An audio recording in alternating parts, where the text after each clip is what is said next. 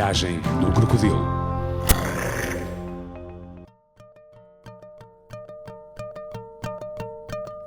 Muito bom dia e bem-vindos ao programa A Viagem do Crocodilo. Hoje, a equipa do Crocodilo vai levar-nos a entrar na rubrica Salão Nobre, uma das rubricas do programa. Na edição de hoje, a equipa da Viagem do Crocodilo encontramos com Diana Manhissa e vamos falar sobre ferramenta comunicação em projetos culturais. Diana Manhissa possui bacharelato em Belas Artes e mestrado em Tecnologias Educativas pela Universidade do Algarve, sendo doutorada. A sua pesquisa foca-se na aplicação de tecnologias móveis e blended learning no ensino do cinema em Moçambique. Já participou na produção e exibição de imagens em movimento, com destaque para a coordenação da residência artística UP Cycles na Fortaleza de Maputo.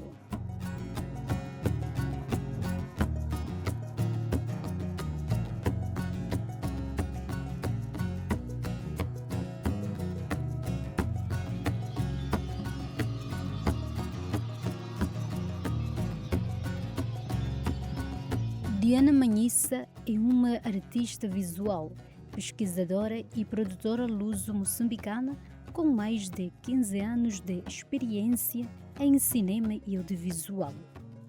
É reconhecida como coordenadora de projetos da Associação dos Amigos do Museu do Cinema em Moçambique, AAMCM, e colaboradora em produção cinematográficas, como Comboio de Sal e Açúcar.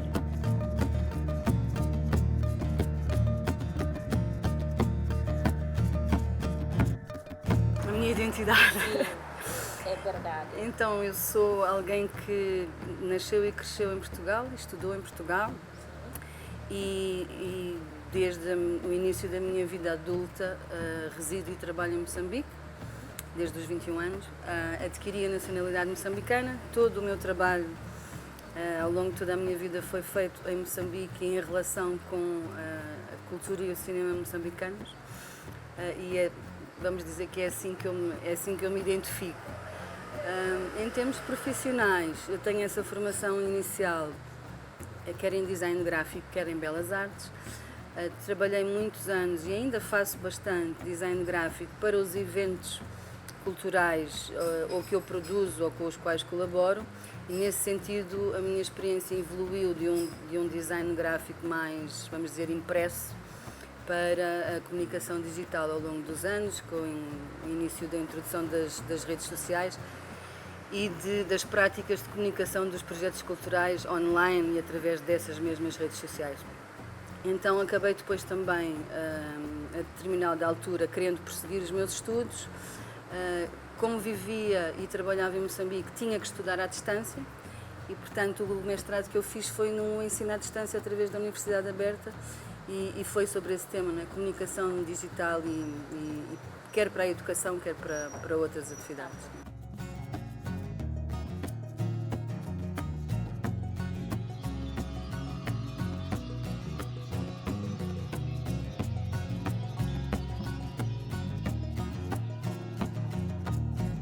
No que diz respeito ao cinema, já colaborou em filmes como Avó 19 e O Segredo do Soviético, 2019, Viva Riva, 2010 e Comboio de Sal e Açúcar, 2016.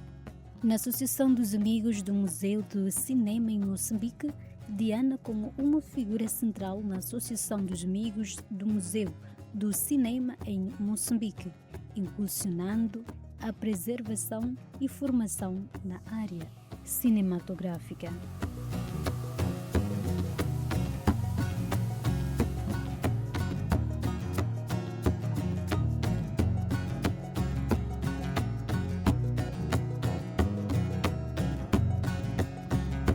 Bom, é toda, não é?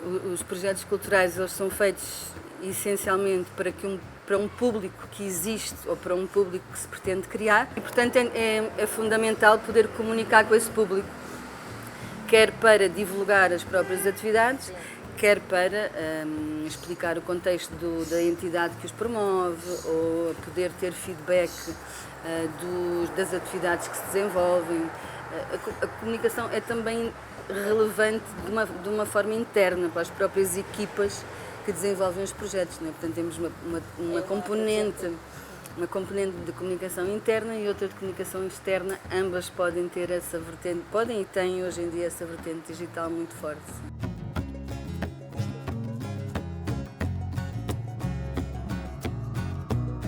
A comunicação em projetos culturais é o que transforma ideias em realidade e garante visibilidade.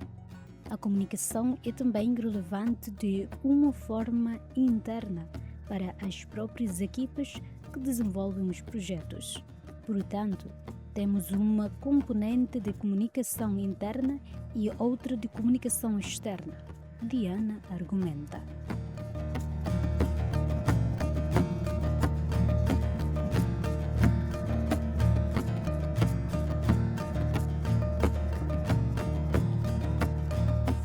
Eu pessoalmente uso várias, mas diria que para comunicar com os públicos, essencialmente o que nós usamos são os meios convencionais à partida, não é? Os e-mails e os telefones, grupos do WhatsApp, por exemplo. Usamos as redes sociais bastante, não sei se vale a pena estar a referi-las aqui em entrevista, pode. mas Facebook e Instagram são muito comuns utilizar em comunicação de projetos culturais, dependendo do país e dependendo dos grupos, pode ser mais um ou mais o outro. Para dar um exemplo, por exemplo, em Moçambique, jovens abaixo dos 25, 24 anos não usam muito Facebook, aqui ainda usam bastante. Então, se calhar se eu estiver em Moçambique faço um foco mais no Instagram, se calhar se eu estiver em Timor-Leste faço um foco mais no Facebook. Depende também de uma pesquisa que o projeto pode e deve fazer sobre quais são as redes que os seus públicos utilizam. E depois, obviamente, é frequente utilizar a criação de websites, plataformas digitais que elas próprias já comunicam, divulgar através do YouTube. São muitas. Na verdade, hoje em dia são demasiadas. Sim. E daí a necessidade também de as estudar e de conseguir adaptar ou escolher aquilo que mais se pode adequar ao projeto específico que estamos a comunicar, mas também aos recursos que dispomos, não é? Sim. Não podemos querer fazer um website se o nosso projeto é um projeto que não tem recursos financeiros, então temos que adaptar a comunicação também aos recursos que temos.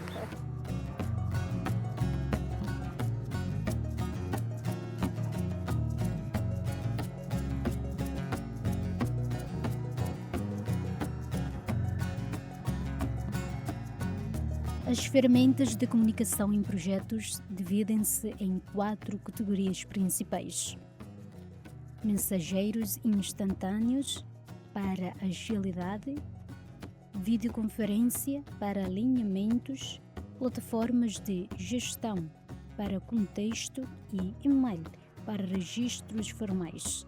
Para comunicar com os públicos, essencialmente o que nós usamos são meios convencionais, a partida, os e-mails e os telefones e grupos do WhatsApp.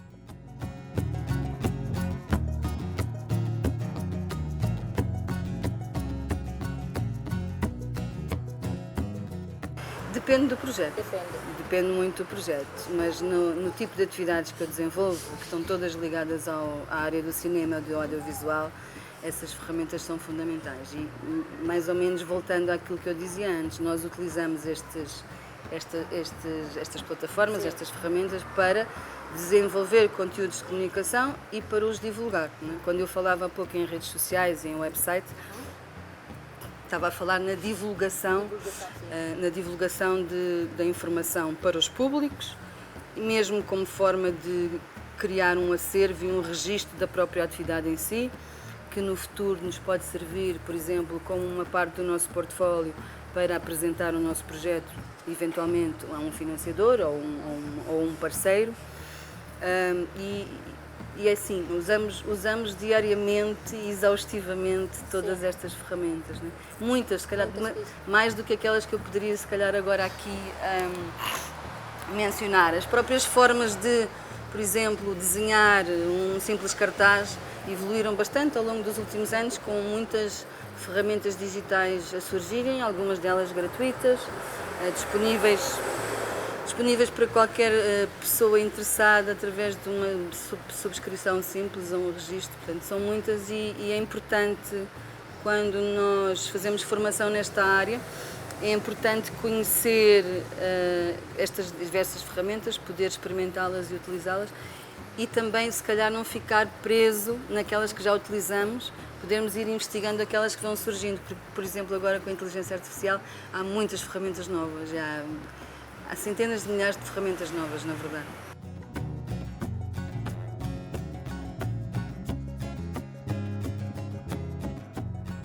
Diana esclarece que as ferramentas digitais são fundamentais para o sucesso de um projeto cultural, pois democratizam o acesso, otimizam a gestão e ampliam o alcance do público.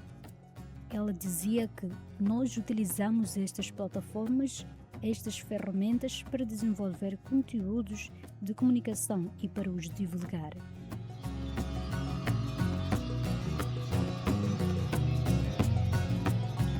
Bom, depende muito do contexto em que estamos e depende, obviamente, da equipa e da dimensão do projeto. Não é?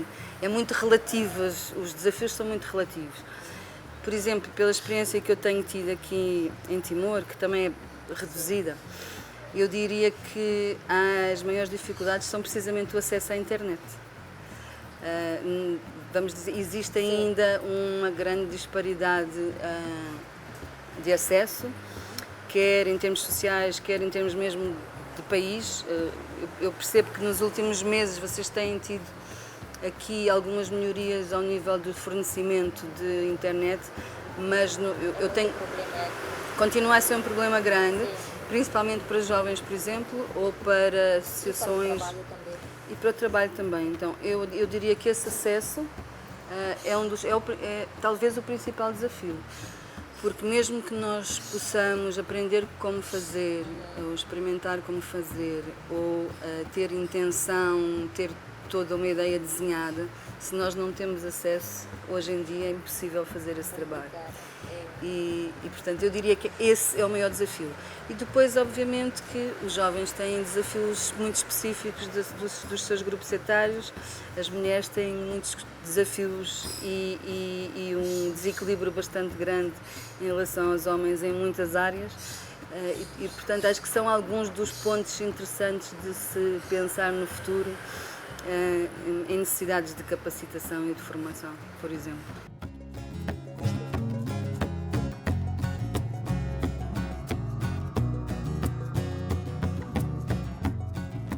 As principais dificuldades na comunicação de projetos incluem a falta de clareza nas informações, ausência de feedback, ruídos gerados pelo trabalho remoto, desalinhamento cultural ou de objetivos e o uso excessivo de ferramentas desconectadas. Mas, pelas próprias características da tecnologia, nem sempre o público que nós atingimos é aquele que nós desejamos. Diana argumenta.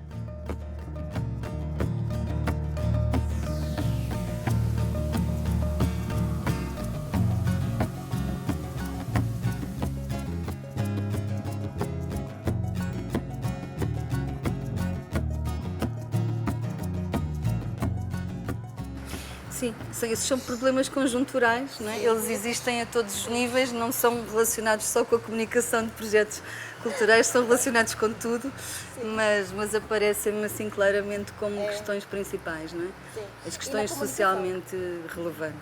Eu diria conhecermos qual é exatamente o nosso público, porque quando nós começamos um projeto cultural, nós podemos temos uma ideia de qual é o nosso público e eventualmente fazemos uma pesquisa prévia de qual é o nosso público potencial ou aquele que nós desejamos atingir, mas pelas próprias características da tecnologia, nem sempre o público que nós atingimos é aquele que nós desejamos. Eu vou dar um exemplo.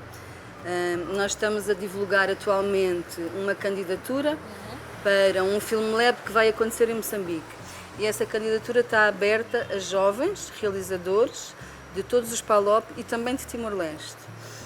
E nós fizemos uma campanha essencialmente nessas duas redes sociais que eu mencionei, o Facebook e o Instagram, e fizemos anúncios pagos.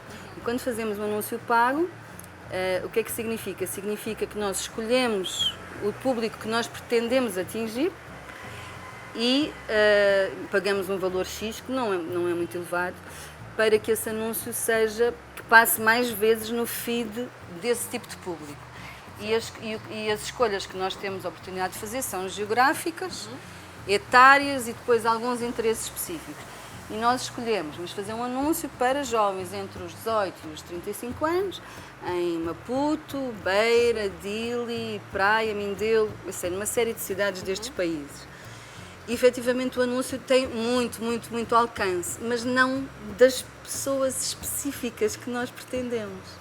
Então, em termos de redes sociais, e do meu ponto de vista e da experiência que eu tenho, e há pessoas com muito mais experiência do que eu, é realmente difícil e necessário estudar as formas como aquela informação chega ao público e as formas como nós podemos canalizar a informação para um público mais assertivo, não é?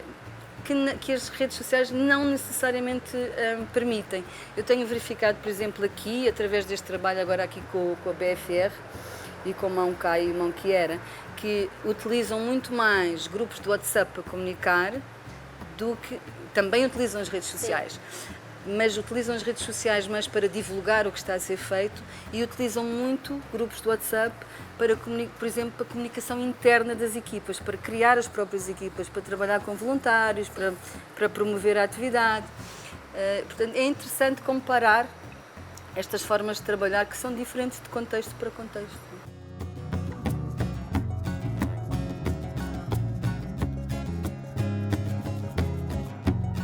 Os desafios na comunicação com o público, segundo a Diana, depende muito do contexto em que estamos e depende, obviamente, da equipa e da dimensão do projeto. Por aqui, os desafios são muito relativos.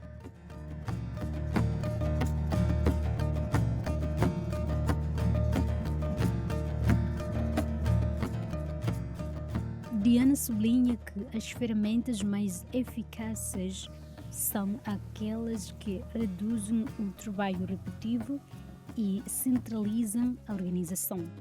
Depende sempre muito de qual é a atividade específica que estamos a desenhar e qual é o seu público.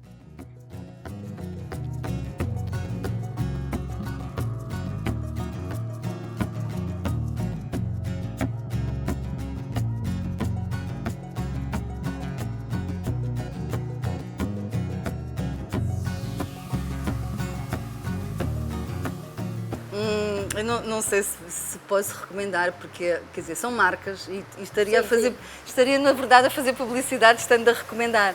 Mas eu diria que as redes sociais, uma série de ferramentas de desenho gráfico que existem gratuitas, que hoje em dia já integram bastante a inteligência artificial e, portanto, têm muitas funcionalidades integradas numa mesma plataforma, sites para desenho desenho de websites, também eles gratuitos. Existem muitas ferramentas hoje em dia, mas eu acredito que não seria interessante recomendar marcas agora assim. Mais uma vez, depende dos projetos e depende dos públicos. Lá está, voltou ao exemplo de há pouco, não é? Se eu quiser fazer uma divulgação de uma determinada atividade para vamos dizer, de um concerto de jazz, em que eu sei que o meu público está numa faixa etária mais elevada, se calhar eu posso utilizar o Facebook e alguns grupos de WhatsApp diretos ou fazer comunicação através dos meios tradicionais, como os jornais e as televisões e as rádios. Se calhar, se o meu grupo é um grupo mais jovem, então se calhar estão mais apegados ao Instagram, ao TikTok, ao próprio WhatsApp, e se calhar podes escolher esses modelos de comunicação. Portanto, depende sempre muito de qual é a atividade específica que estamos a desenhar e qual é o seu público.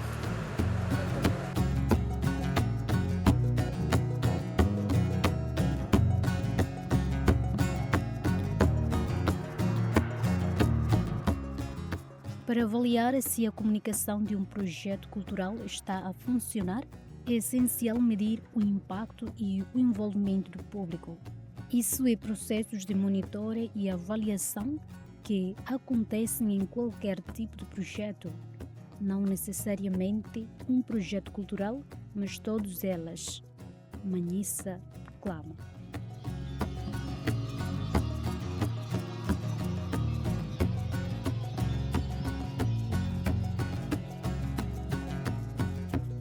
Bom, isso são processos de monitoria e avaliação que acontecem em qualquer tipo de projeto, não necessariamente um projeto cultural, mas todos eles. Passa por exemplo, em relação às redes sociais, mesmo fazer a análise dos dados que as próprias redes nos fornecem sobre que públicos foram atingidos e aonde e como, mesmo em termos de horários de comunicação, quer dizer, por exemplo, não é indiferente se eu faço a minha publicação no Facebook às 10 da manhã ou às 10 da noite. São públicos diferentes que eu vou atingir. Então é possível analisar todos esses dados. E depois, claro, podemos também fazer focus groups, quer internos com as equipas, quer com pequenos grupos de públicos com os quais nós pretendemos interagir e analisar e perguntar diretamente, fazer mesmo entrevista direta sobre qual a forma como acederam à informação, como é que a informação lhes chegou, para percebermos quais são os canais que utilizam e os que atingem mais facilmente o público.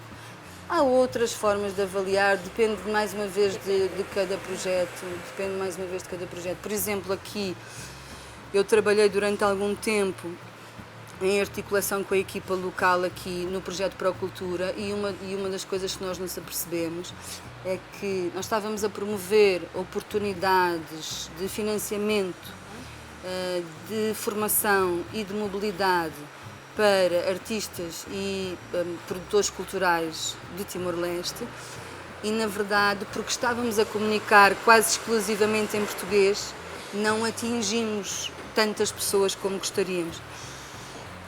Então acredito que, por exemplo, no futuro, projetos desta natureza, Sim. que tenham a língua portuguesa como, vamos dizer, lógica de projeto, precisam de promover mais uma comunicação que seja bilingue ou até trilingue, Sim. para conseguir atingir os vários públicos. Não é suficiente comunicar em português.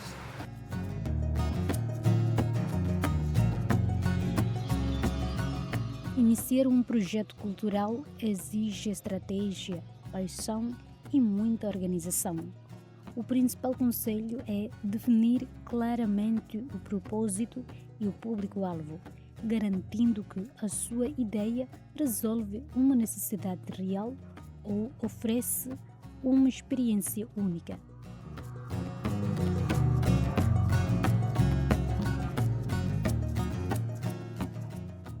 Primeiro, se calhar, perguntaria à pessoa porque é que ela quer fazer aquele projeto. Sim. Porque eu acho que, pelo menos na minha experiência, durante muitos anos da minha vida, os projetos culturais que eu desenvolvi foram todos projetos voluntários. Então foram projetos que eu e uma equipa de pessoas queríamos fazer porque gostávamos, porque tínhamos aquela intenção, porque pretendíamos fazer aquilo. Não pensávamos necessariamente de uma forma tão estruturada como se calhar hoje eu penso, em termos de programação, produção, monitoria, avaliação. Era muito mais instintivo, se calhar mais apaixonado e se calhar mais livre também, porque as pessoas quando são mais novas trabalham dessa forma. Então, dependendo se o conselho que me pede é para um jovem ou para uma pessoa mais adulta, se for para um jovem, eu diria, façam tudo o que vos apetecer e que sonharem fazer e, à medida que vão crescendo, tentem adquirir as competências para fazer cada vez melhor essas mesmas coisas, para conseguir transformar, se calhar, essas atividades em emprego em rendimento, poder alimentar as vossas famílias ou fazer crescer as vossas famílias, mas essencialmente façam aquilo que querem fazer e que gostam.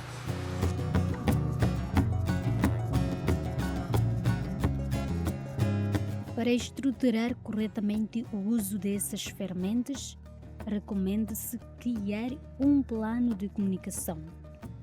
Ela define exatamente quem você quer atingir, qual mensagem deve ser transmitida e quais canais fazem mais sentido para a sua realidade. Para aprimorar técnicas de redação e divulgação, cursos como o de comunicação digital para projetos culturais oferecem excelente capacitação técnica.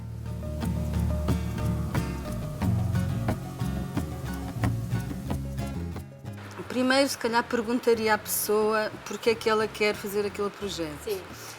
Porque eu acho que, pelo menos na minha experiência, durante muitos anos da minha vida, os projetos culturais que eu desenvolvi foram todos projetos voluntários.